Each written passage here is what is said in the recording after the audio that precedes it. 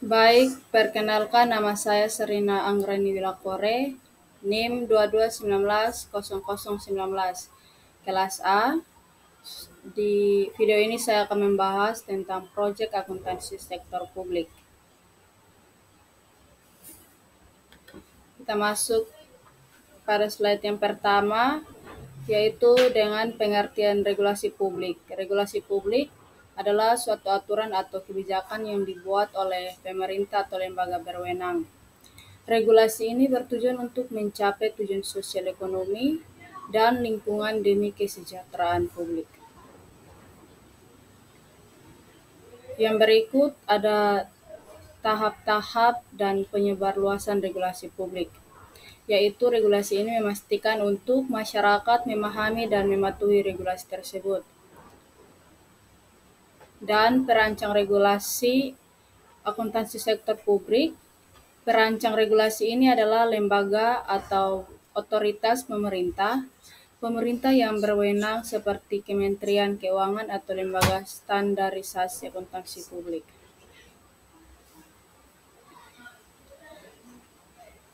Yang berikut ada judicial review, adalah proses pengadilan menilai keabsahan tindakan atau regulasi pemerintah sesuai dengan konstitusi hukum yang berlaku. Ada juga kewajiban-kewajiban yang diatur dalam negara menurut Undang-Undang Dasar 1945. Yang pertama, melindungi segenap bangsa dan tumpah darah Indonesia. Kedua, mencerdaskan kehidupan bangsa. Ketiga, memajukan kesejahteraan umum. Empat, melaksanakan ketertiban dunia yang berdasarkan kemerdekaan, perdamaian abadi, dan keadilan sosial. Kita masuk pada studi kasus dengan artikel yang membahas tentang Undang-Undang Keuangan Negara dan soal kebocoran. Yang pertama, posisi regulasi keuangan dalam permasalahan. Regulasi keuangan memiliki posisi sentral dan mengatasi permasalahan kebocoran anggaran yang diangkat dalam artikel tersebut. Kebocoran anggaran dapat terjadi akibat lemahnya pengawasan, transparansi, dan akuntabilitas dalam pengelolaan keuangan negara. Regulasi ini juga jelas dan tegas diperlukan untuk memastikan bahwa alokasi dan penggunaan anggaran dapat dipertanggungjawabkan. Selain ini, regulasi juga harus mendukung penegakan hukum terhadap pelanggaran, serta memfasilitasi mekanisme pelaporan yang efektif untuk mengidentifikasi dan mencegah praktik korupsi. Yang kedua, penyusunan regulasi keuangan. Regulasi keuangan harus disusun dengan mempertimbangkan dalam beberapa aspek untuk mengatasi berbagai permasalahan di lapangan. Yang pertama, ada transparansi dan akuntabilitas. Regulasi ini harus mewajibkan laporan keuangan yang jelas dan terbuka, sehingga publik dapat mengawasi penggunaan anggaran. Yang kedua, pengawasan yang ketat. Penguatan lembaga pengawasan seperti BPK dan KPK untuk memastikan bahwa setiap penggunaan anggaran dapat diaudit secara independen dan menyeluruh. Yang berikut ada sanksi yang tegas. Menetapkan sanksi yang berat bagi pelanggar regulasi keuangan untuk menimbulkan efek jera dan mendorong kepatuhan. Yang terakhir ada pelatihan dan edukasi, memberikan pelatihan kepada pegawai negeri dan pihak terkait untuk memahami pentingnya pengelolaan keuangan yang baik. Yang berikut ada standar akuntansi sektor publik di Indonesia. Yang pertama ada PSAK, kedua SAP, dan yang berikut ada hubungan standar laporan dan standar audit. Yang pertama, standar pelaporan menetapkan pedoman penyajian laporan keuangan. Keduanya bertujuan meningkatkan kualitas informasi keuangan. Yang berikut ada ruang lingkup standar akuntansi pemerintah. Penyajian laporan keuangan entitas pemerintahan, pengakuan, pengukuran, pengungkapan aset, kewajiban, dan ekuitas. Pengaturan terkait transaksi dan peristiwa keuangan. Dan ada studi kasus yang kedua dengan membahas artikel tentang pemeriksaan BPK atau Lemhanas wajar tanpa pengecualian. Pertama, kita akan membahas tentang intisari artikel. Jadi artikel tersebut menjelaskan tentang hasil pemeriksaan Badan Pemeriksaan Keuangan atau BPK terhadap Lembaga Ketahanan Nasional atau Lemhanas. Hasil pemeriksaan menunjukkan bahwa laporan keuangan Lemhanas wajar tanpa pengecualian, yang berarti bahwa laporan tersebut disajikan secara akurat dan sesuai dengan standar akuntansi yang berlaku. Dan hal ini mencerminkan transparansi dan akuntabilitas dalam pengelolaan keuangan institusi tersebut. Yang berikut ada peran dan manfaat standar akuntansi bagi pemeriksaan BPK.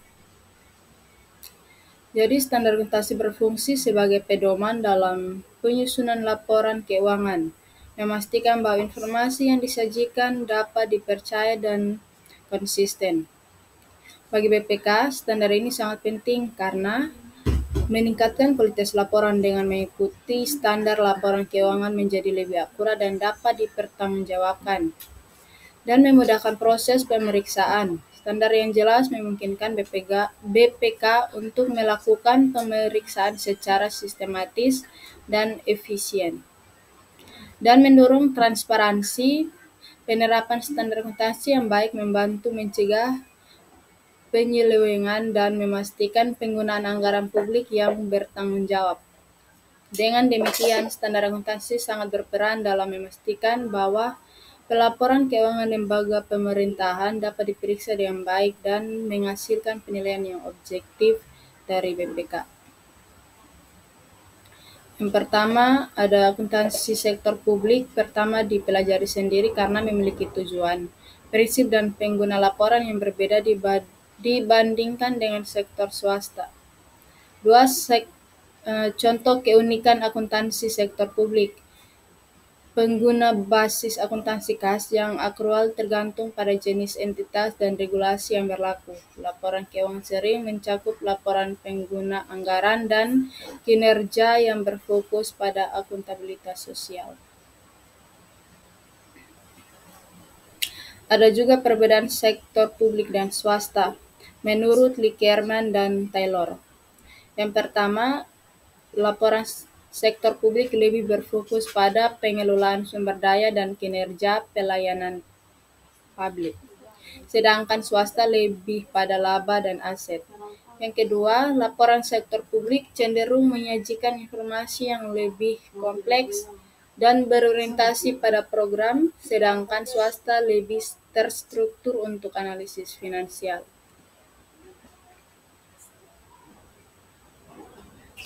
Kita masuk pada studi kasus yang ketiga, itu pembahasannya tentang artikel BUMN terjerat masalah keuangan. 1. Persoalan artikel.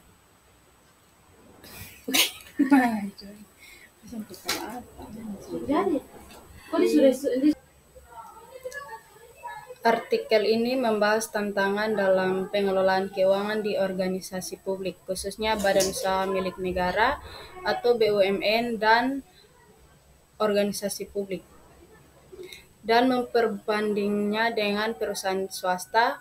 Beberapa persoalan yang muncul antara lain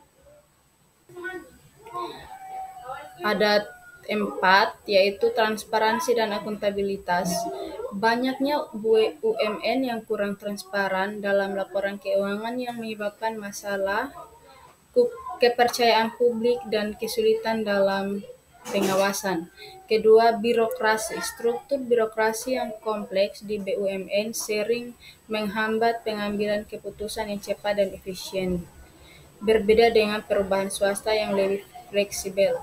Ketergantungan pada anggaran negara, BUMN sering bergantung pada anggaran pemerintahan yang membuat mereka rentan terhadap perubahan kebijakan politik dan ekonomi. Yang terakhir, manajemen sumber daya. Banyak BUMN tidak memiliki manajemen sumber daya yang baik, yang berdampak pada efisiensi dan efektivitas operasional. Yang kedua ada hasil analisis. Satu, perbedaan dalam pengelolaan keuangan. BUMN umumnya menghadapi tekanan untuk memenuhi target sosial dan politik, sering mengabaikan efisiensi ekonomi.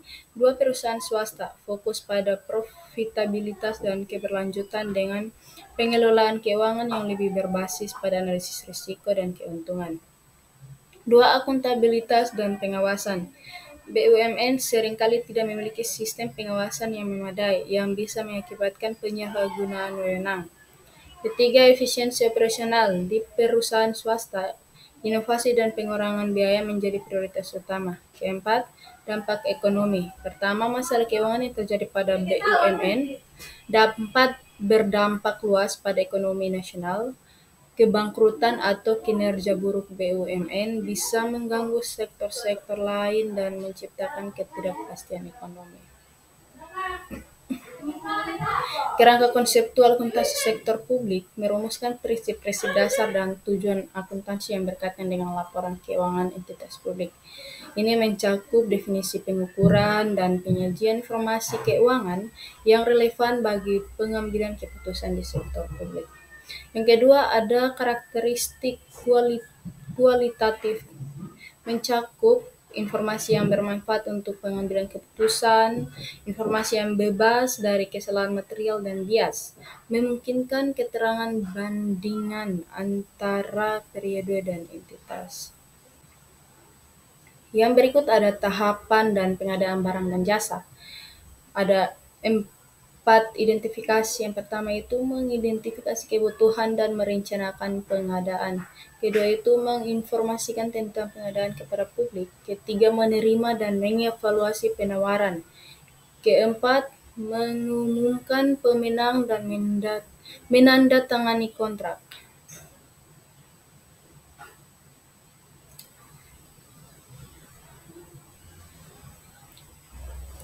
Kita langsung masuk pada studi kasus.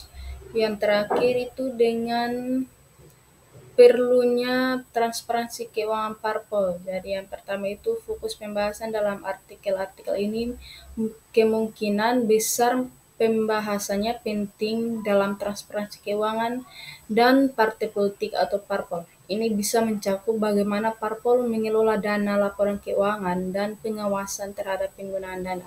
Fokusnya mungkin pada implikasi transparansi terhadap akuntabilitas, kepercayaan publik, dan integritas sistem politik.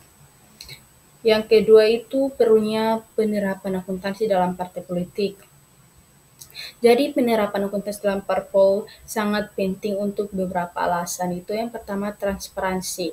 Jadi akuntansi yang baik memungkinkan parpol untuk menyediakan laporan keuangan yang jelas dan terbuka kepada publik yang membantu mencegah penyalahgunaan dana. Dua, akuntabilitas. Dengan sistem akuntansi yang terstruktur, parpol dapat mempertanggungjawabkan penggunaan dana kepada anggota dan pemilih, sehingga meningkatkan kepercayaan antar masyarakat dan anggota pemilih atau anggota kepemilikan. Yang ketiga, pengelolaan sumber daya. Akuntansi membantu parpol dalam merencanakan dan mengelola sumber daya keuangan secara efisien, memastikan bahwa dana digunakan sesuai dengan tujuan dan program yang telah ditetapkan. Yang terakhir itu ada kepatuhan hukum. Banyak negara mengharuskan parpol untuk mengikuti regulasi tertentu terkait pelaporan keuangan. Akuntansi yang baik membantu memastikan kepatuhan terhadap undang-undang ini. Dengan demikian, penerapan akuntansi yang baik dalam parpol mendukung prinsip-prinsip demokrasi yang sehat dan menjaga integritas dalam sistem politik. Yang terakhir, demikian hasil presentasi saya mengenai pembahasan akuntansi sektor publik dengan